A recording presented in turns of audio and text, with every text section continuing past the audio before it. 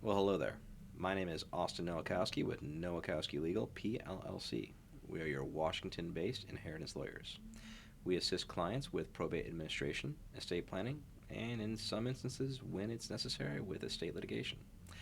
In today's video, I am going to be discussing with you these documents that are called Letters of Administration or are otherwise called Letters Testamentary.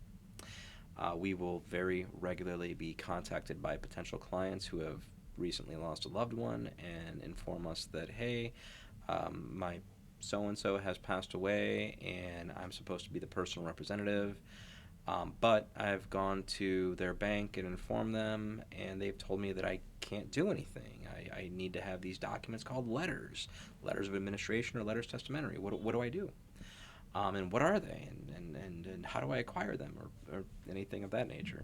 And in that instance, I inform them, well, so these letters that you're looking to get, letters of administration are when there is no will, and letters testamentary is when there is a will. They're the same thing. It just means that there is a will or there is not a will. What they are is they're a court-issued document that specifically names you as the person with the authority to administer the estate of the deceased.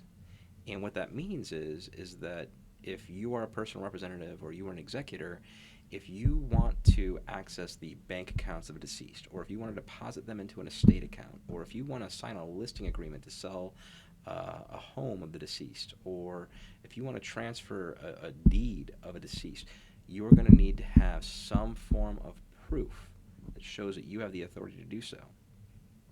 And what that proof is it is these documents that are called letters. And that is why they're so important. And in order to get these documents called letters, you are going to have to file a probate action with the court of jurisdiction over the deceased, which is usually either the jurisdiction is the county in which the deceased passed away, or at least the state. So if the deceased was a Washington resident, as long as you file in any county within Washington, it's the correct place.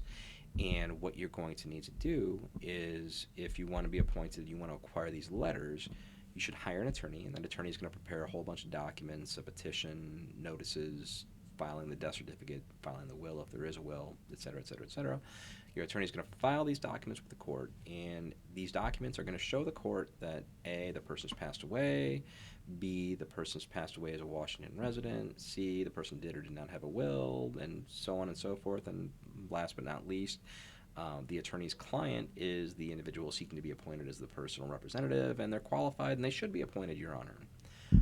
And assuming all of this makes sense and it all adds up and all the proof is provided by your attorney to the court will enter an order that basically says, yes, we approve all of this. This individual has been passed away. That probate should be commenced. This individual should be appointed.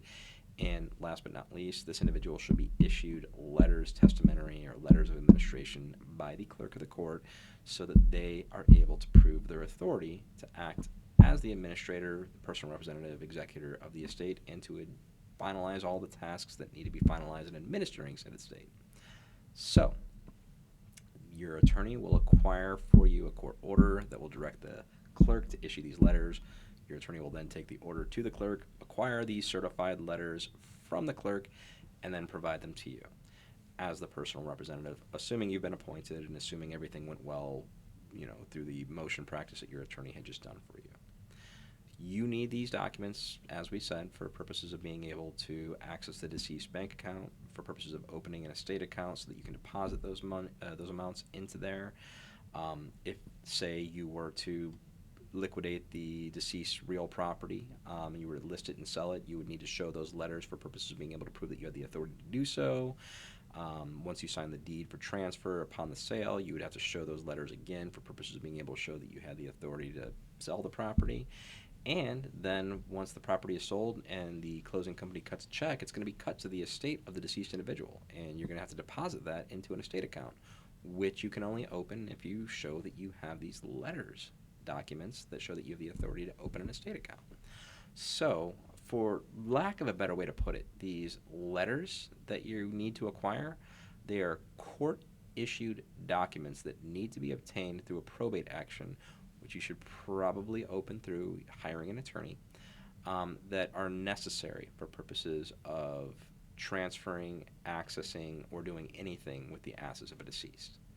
So these documents that are letters of administration, letters testamentary, they are legally issued documents that are going to be issued to you through a court. Again, highly advise hiring an attorney if you need to acquire these. So again, I just wanted to be very brief on what these documents are and to give you a very quick overview as to what they are used for, and I hope that this provided you a little bit of insight into them. Again, my name is Austin Nowakowski with Nowakowski Legal, PLLC. If you have any questions or concerns, or if you wanted to discuss or hire our office for purposes of assisting you in a probate matter in Washington, please feel free to do so. We would love to help. But other than that, thank you very much for taking the time to listen to this video, and have a great day.